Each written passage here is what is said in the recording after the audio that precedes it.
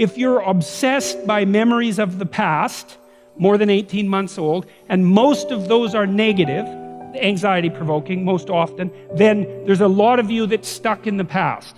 And what that means is you didn't map the territory well enough, and the parts of your brain that are alarm systems, anxiety systems, are saying, no, there's holes in the way you're looking at the world. There's holes in the way that you're looking in the world. And you fell in them once, and you don't know where they are, and you don't know how to fill them, and you don't know how to walk around them, and so you can't forget them, you can't forget them, you can't forget them, you can't forget them. So you have recurring nightmares, for example. But in any case, if you have memories like that, you remember them, they make you feel anxious and negative, you're stuck back there. Your body is still reacting as if there's an emergency that could happen again that you haven't fixed. And it doesn't matter if it was your fault, that's irrelevant, because the alarm system doesn't care. Like when your smoke detector goes off, it isn't relevant whether it was your fault. The smoke detector just says, house is on fire, and that's a bad thing. And your anxiety systems are like that. If they're tagging old memories with anxiety, then you have to do something about it, or you will be tortured by those memories forever, because that's how the alarm system works. And so maybe you need to go back there and clean things up. You got to figure out, okay, well, how did this happen? What sort of role did I play? Even if it's a minor role, that doesn't matter, because the point is that you don't want to be put in the same vulnerable position again. So anything you can do to strengthen yourself is good. You know, and often if it's a really old memory, like maybe you were a child, you're not a child now, so you probably have a variety of techniques at hand that you could use to deal with a situation like that if it came up now. And so you have to update that part of your brain that still thinks you're 4. And lots of people have parts of them that are still stuck in some traumatic childhood experience. I had a friend like that who had a terrible childhood, and I mean really, I've had clients with terrible childhoods, and his was like top of the lobster hierarchy in terms of terrible childhoods. And whenever he had a dream, which was very often, he was 5 in his dream. He's 58. You know, he's not 5, but hadn't been updated, so he was still 5 in his dreams. It was a complete bloody nightmares for him. All sorts of terrible physiological symptoms, really hurting his life.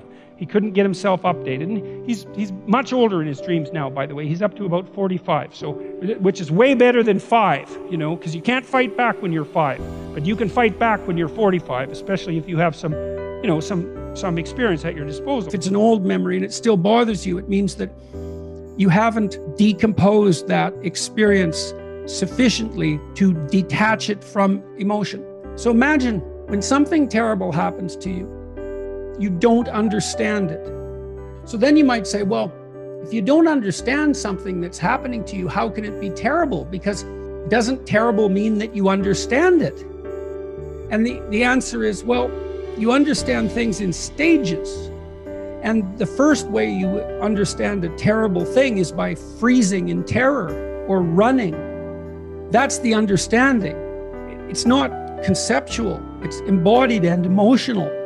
So event terror, that's the first category. Okay, now, the next question is, how do you get out of the terror?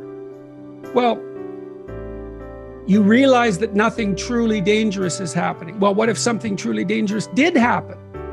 Then you elaborate your view of the world to the point where you're no longer vulnerable to that terrible thing.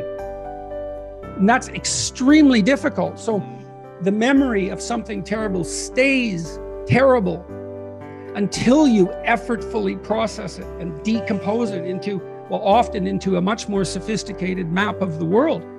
Partly what you want to do is to go over your past and figure out, okay, what stupid things did I do, or in what manner was I insufficient so that this negative destiny was more likely to visit me?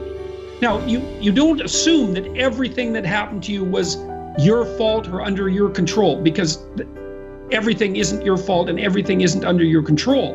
But you do want to figure out, okay, well, if I played some hand in this and that could be rectified, well, then I should figure out how to rectify it, because then I won't be in this situation anymore.